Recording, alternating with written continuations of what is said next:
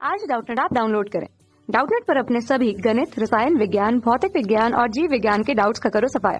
बस प्रश्न की फोटो खींचो, एक ही प्रश्न को क्रॉप करो और तुरंत वीडियो सोल्यूशन पाओ।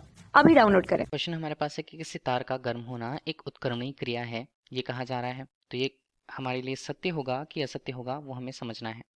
तो तार की बात करें तो तार सामान्यतः किसके चालक पदार्थ की बनी होगी, और चालक पदार्थ सामान्यतः होते क्या हैं? चालक पदार्थ सामान्यतः धातु होते हैं। तो धातुएं एक तरह से क्षारीय पदार्थ होते हैं जिसमें मुक्त इलेक्ट्रॉनों की संख्या होती है, जो इलेक्ट्रॉन्स के माध्यम से ऊष्मा का एक स्थान से दूसरे स्थान अगर चालन के द्वारा हम कहें तो उसके लिए वो सबसे उचित माध्यम होता है।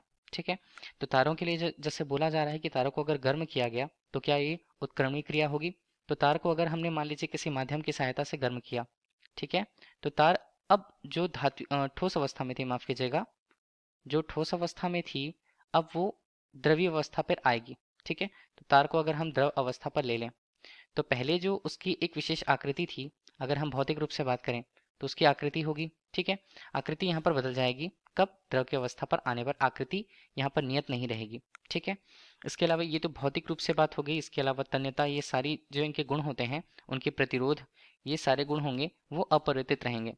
लेकिन फिर भी अगर हम इस द्रव अवस्था के तार से वापस से उसे हम अगर ठोस अवस्था के तार में बदलना चाहें, ठीक है, तो हम उसकी आकृति को भौतिक रूप से वापस तो ला सकते हैं, लेकिन इस क्रिया के अंतर्गत जो क्रिया गर्म होने पर जो जो प्रतिरोध का मान था या आंतरिक रूप से अंतराण्विक बल जो थे, इनमें जो परिवर्तन आया है, उसको अगर हम वापस से उत्क्रमणीय क्रिया के आधार पर केवल भौतिक रूप से अगर लाना चाहें कि तार को ठोस अवस्था में वापस लाना चाहें, तो वो आकृति में तो आ सकती है, लेकिन इसके अलावा ये अपनी रासायनिक गुण जो होते हैं, रासायनिक गुण, वो खो देते हैं। ठीक है, तो रासायनिक गुण खो देंगे तो जो उनके पुराने रासायनिक गुण थे या उनकी प्रतिरोधकता थी, प्रतिरोध था, वो यहाँ पर बदल जाएगा।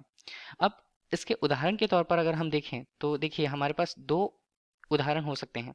अगर हम प्लेटिनम लें, प्लेटिनम के लिए अगर ये देखा जाता है कि अगर उसे गर्म किया जाता है, गर्म करने के बाद जब उसे एक नियत अवस्था पर मान लीजिए द्रव में परिवर्तित कर दिया गया और वापस से उसे जब ठंडा किया जाता है तो अब वो प्रारंभिक अवस्था में आ जाती है और उसके रासायनिक गुण में ज़्यादा परिवर्तन नहीं होता है।